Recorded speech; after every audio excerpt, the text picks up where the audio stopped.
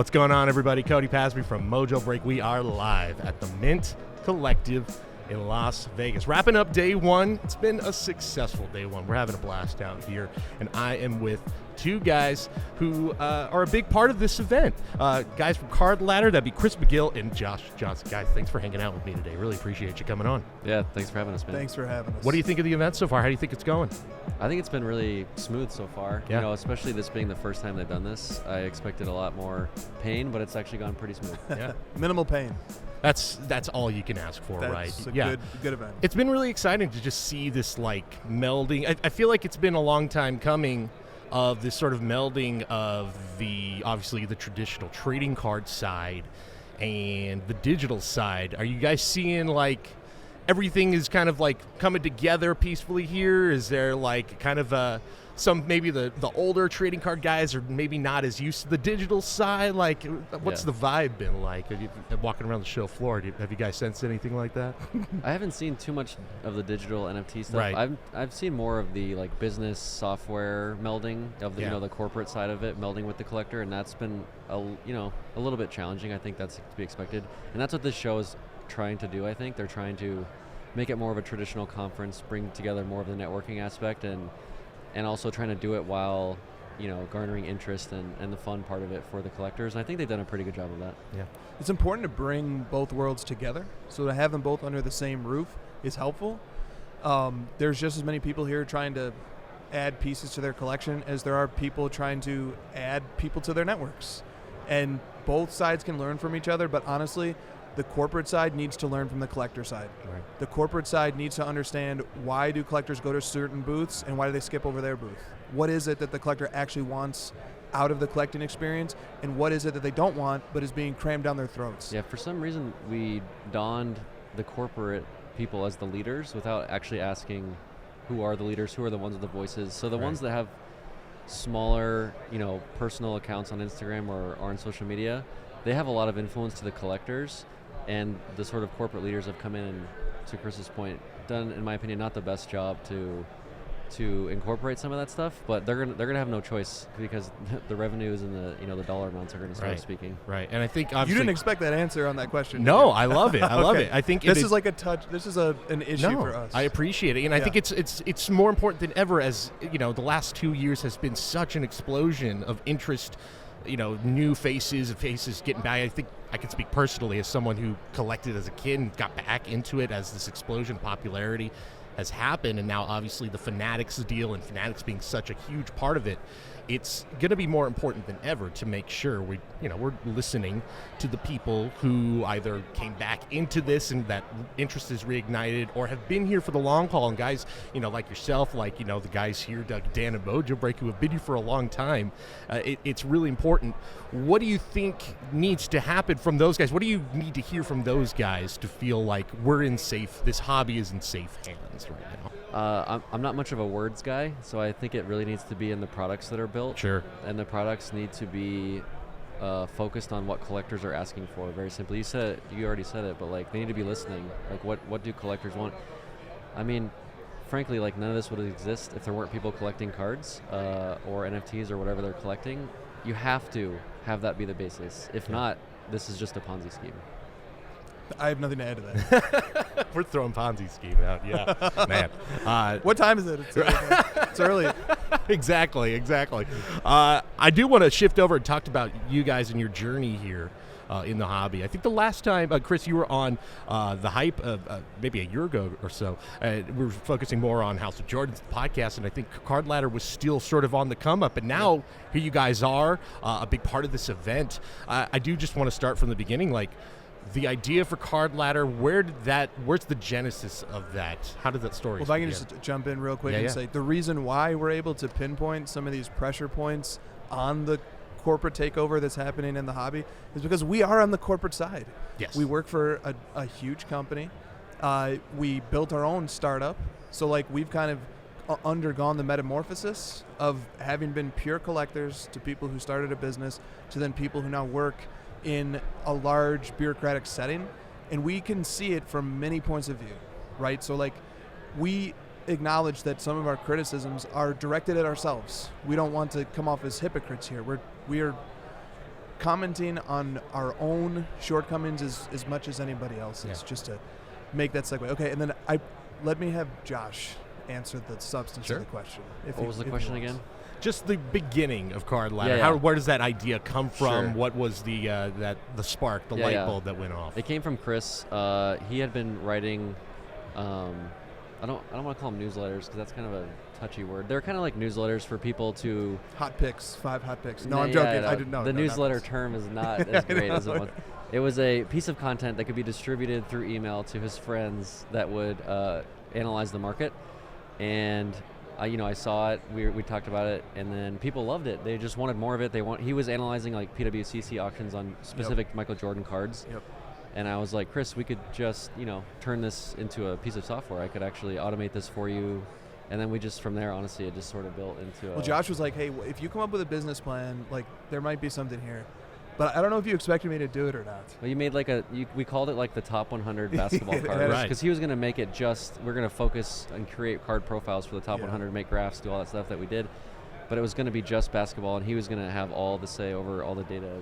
Yeah, and then it evolved. Like we opened Card Ladder with 500 cards and a really clean but basic functionality on the software side.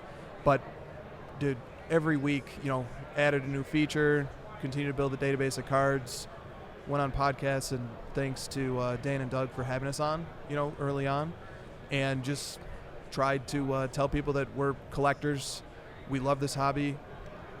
We think, to Josh's point earlier about what should products do in the hobby, we think products should make collecting more fun or somehow enhance the collecting experience. That is the litmus test. Yeah. And that's always how we've measured our product is like, are we making the hobby a more fun experience for collectors? And if we are, then we're going in the right direction. Well, we were able to make a piece of software that we would use and do use regularly, but I got to say, like, more than half of our features, we both looked at the idea and was like, this doesn't make any sense. But we got enough people to say the same thing over and over, and now one of our biggest features came from an idea that we thought was silly, which is adding to your collection from sales history. I was like, It's not a card, it's a sale. Doesn't make sense. Right. But, people like it, and now it's one of our most popular. Yeah, absolutely. I can tell you as producing the podcast every week, the hype that the Card Ladder has become just such a huge resource for our show. Like, we had Dr. James Beckett on this morning, and I feel like that what you guys are providing is basically like the next step of like what he established, in bringing that into the digital world. It's a huge resource. I know not just for our podcast, but like you bought the show floor. I'm sure a lot of other people will tell you the same thing. So many things come full circle there. First of all, Dr. Beckett, hobby icon. Yeah, absolutely. First face on the hobby Mount Rushmore to me. Very meaningful that he gave us his blessing. Yep. And then second of all, Mojobreak the Hype was the very first, or one of the very first hobby podcasts I ever listened to. Oh, wow. So to now be here and be providing a resource to that podcast is really a full circle moment. That's neat. It's incredible stuff from Card Ladder. We absolutely love it. Back to this event. What do you think about the future of this event? I think, we've kind of thrown it around. I mean, maybe we're biased because we're from the Bay Area, so we're like, great, it's a 1 hour flight or, even a few hour drive. It's like, this is awesome. I'm from Arizona, so this has been very nice. Yeah. Oh, my gosh. And I know it's like, we got a lot of listeners on the East Coast. It's like, hey, it's the Nationals, great and all, but it's like, it's nice to have a nice short flight from the West Coast. Yep. What do you think about the future of this? We've kind of bandied around like it's Vegas. We're bringing in two different sides of the collector world. The potential, I think, here is to have something that can really grow really, really fast and gain a huge following just based off location and the types of people you're attracting to this event. What do you guys think?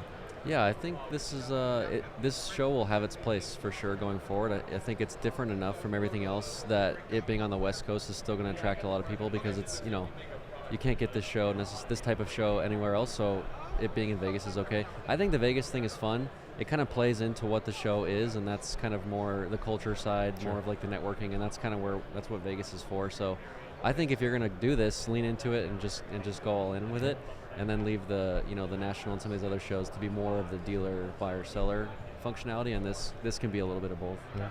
Yeah, no, I completely agree. And it's always the funnest part of these shows is seeing friends in the Vegas setting and hitting a couple tables, playing the field. The field. Did you In the Vegas setting, we'll leave it at that. Yeah, whatever that may entail. Yeah. Do you play craps? You know what? I see. I'm usually like, I'm like almost intimidated to go to craps or tables and stuff. I'm like a slots or a sports betting guy. No, the craps tables are think I do intimidating, too. and the minimums are high, which Yeah. is annoying here. We got grandfathered in last night. They bumped it to 50, but it started at 25. Okay. So we were able to sit there. But look, if you go to the craps table, and I've been playing craps for 2 days now, so I'm highly qualified to say this. If you go to the craps table, play the field. The odds in the field, If don't there's let one it- thing I taught you this week, it's play the field. Yeah. We got some thumbs up back Nick's- there. Nick's in the back agreeing. Nobody with you. will play the field, but let me tell you something. We were the only one playing the field. We were the 2 only days. ones playing the field. And you know, And All we right. made $8 million on the field. like that. Yeah, that's where the real money's made. Yeah, no, I think I need to get some courage and like go out there and so Play the if you field. see me Play the field. 3 a.m. today or tonight, you may be seeing me there. I think so. You might see us too. so- Yeah, I'll be right there with you. I'm in. all right. I'm in. Let's talk a little bit about just the hobby in general. Like, have you guys seen anything around the show floor that's caught your eye? Any cards or anything? Any purchases made so far? there's been a lot more high end than I expected, to be honest. Yeah. I expected it to be a much heavier corporate booth, like I said, but they're actually the cards that are here. The dealers that were selected and the dealers that decided to come brought some heat. So I've seen. I think I just saw like every Steph Curry gold prism card ever created on one. Yeah. On one booth. So There's some incredible Curry collections Yeah, I've stumbled across. You have to think about that. What does it mean? This certainly was marketed as more of a networking event, more of an experience, a retreat. But the dealers said we're still showing up in full force anyway. The collectors still showed up in full force, even with the very pricey cost of admission if you wanted a signature badge. Like, to me, what that tells me is that the appetite for in-person content surrounding collecting cards is enormous, and the appetite to be able to do in-person trades, in-person transactions, it's very high. So high that people will fly, because I would think very few people here are native to Las Vegas.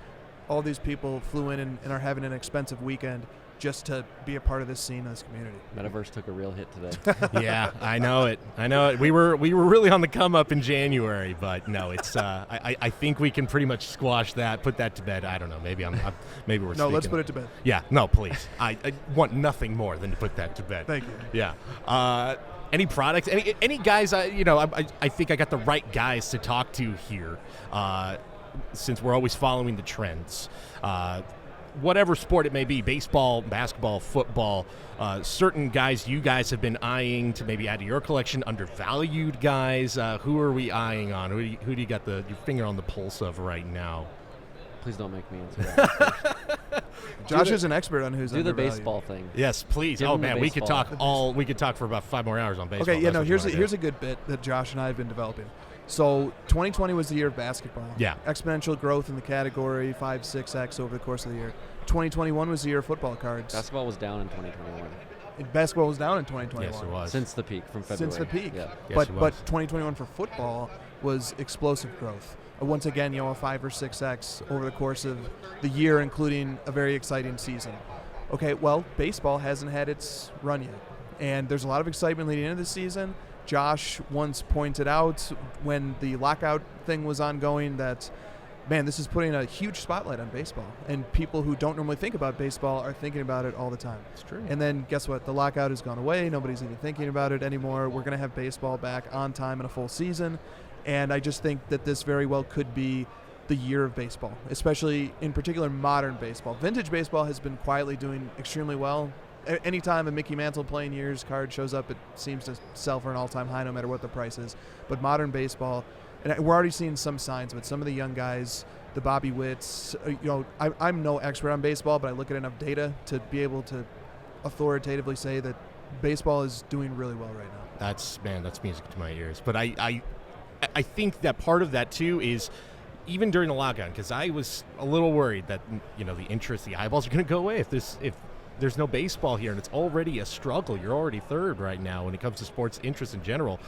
But in the hobby, Wander comes up, Top Series 1 comes out, and it is one of the craziest chases for Series 1 we've ever seen. I mean, the prices for those initial base Wander cards are things that I just never in a million years would have thought of. Obviously, things have calmed down. Yeah, baseball's getting to experience the nonsense that basketball and football. Yeah, I was going to say, we're going to have the excitement of prospecting on playoff basketball, but the players playing is bad for their values. We should be prospecting on the younger guys who are exiting the playoffs. Exactly. The worst thing that could happen to Bobby Witt Jr. is he goes 0 for 3 in his first in his first game, and then his value's going to take like $3,000 or whatever. That's right. It's crazy. He needs to go like 20 for his first 20 Yeah. with 5 home runs. Yeah. It's to satisfy the hobby. It's so rare to find a guy. I mean, Wander has really become the exception, and I think maybe it has skewed our view of like what we're expecting from Bobby Witt. Like Wander comes in and just tears it up, and then now I think everybody has kind of gravitated to Witt to kind of fill that void. But yeah, I think you're right on it. This is the year for baseball. I love to hear it. Yeah, and Zion in basketball is a decent case study for if things don't go according to plan for a very highly touted prospect. So, hey, plug for Card Ladder. Check out the Zion Williamson Index. See how it's line up some of the important dates in his career trajectory with dates on his index and sort of see how the market has reacted over short term and medium term and long term. And that's a decent way to sort of gauge risk, I think, when prospecting in general. Like what happens if we have a Zion Williamson situation where a guy has to sit out for a year and has injury concerns? Like, data can be really helpful when trying to figure out if a prospect, what are the different possible outcomes and scenarios. Yeah. I know you guys are more about just kind of crunching the numbers from an unbiased perspective, but I do have to ask you about Zion because it feels like there's a part of me looking at his value where it's like it hasn't tanked. Like, it's gone down a little bit, but it hasn't completely tanked. And I know when he's on the court, it's phenomenal. Yeah. But do you think there's a little bit of just people are so heavily invested in this guy?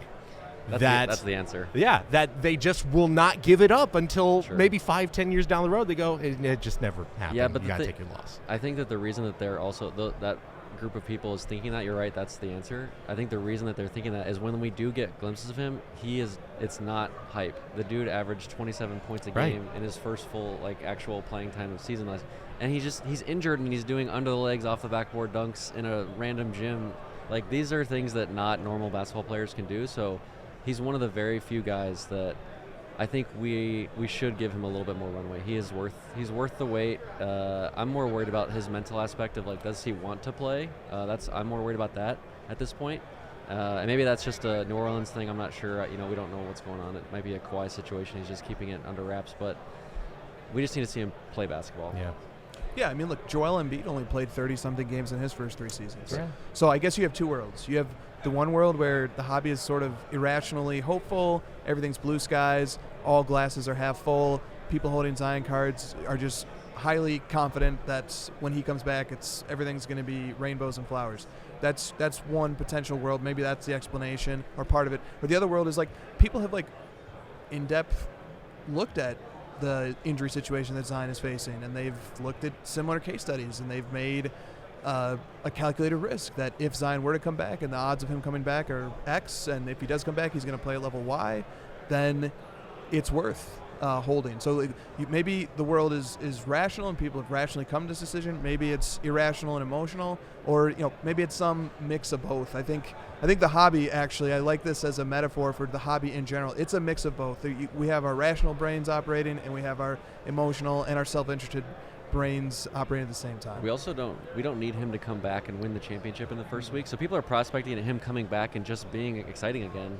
People are excited for that very moment of him just playing. Right. Even if you're outside the hobby, the return of Zion, whenever that is, will be the number one story. It's like when a trade happens. If a player goes to a brand new team, there's this new excitement over what he could do, and Zion just playing is this level of excitement. Yeah.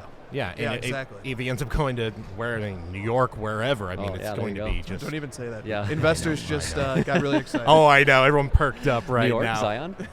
Yeah. Oh, man. Well, thank you guys for joining me. One last one before we let you go.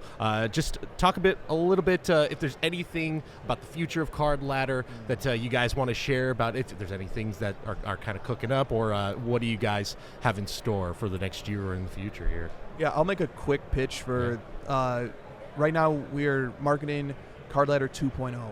And we're calling it Card Ladder 2.0 because we've reoriented the user experience around our sales history feature. It contains over 30 million sales. It contains sales for somewhere between 3 and 5 million different cards. Quite literally, if a card sold on the internet in the last 20 or so years, there's a pretty good chance it's in that sales history file, and not just if it's from eBay, but if it's from Golden, if it's from PWCC, if it's from Memory Lane, if it's from Heritage. There's around 13 or 14 different marketplaces that are dumping data into the sales history button. And then from sales history in the Card Ladder app, when you identify a sale of a card that you're interested in, let's say it happened 4 or 5 years ago, our software will identify who the player is that was depicted on the card, and then use that player's index, or if that player isn't in our system, then use the next best available index to model a price estimate in today's value. So the sales history function is at the heart of the Card Ladder 2.0 experience, and so we're trying to spread the word about that and let people know basically we've kind of reached critical mass in terms of data collection. It's all there. Yeah. Everything you could dream of is there. Yeah, and I'll add one more thing. We've oriented, like Chris said, around the sales history, and now we want to start improving the functionality and features of collection to utilize that new power. And so we've done a little bit of that already with like the advanced valuation, where you're quite literally doing what he just said for your own collection cards that might not necessarily have sold recently or aren't like vetted in our system.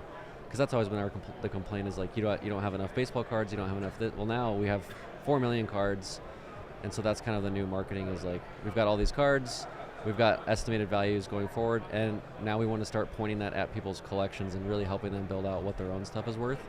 And then more tools. Our whole thing is just steady up and right, very steady up and right. We think that's the best way to grow a business, and so we're not going to come on here and tell you 2 years from now we're building this new Vault NFT thing. It's mostly just like next week I'm going to work on Excel spreadsheet upload, and then I'm going to start looking into grade comparison. There's different things. If we're talking about it, that means it happened. Exactly. That's the way you got to go about it. Yeah. Great stuff, guys. Card Ladder, it's one of the best resources in the hobby. Absolutely. If you're not using it yet, get on it. Gentlemen, thank you so much for joining me. Thanks for having us. Appreciate it.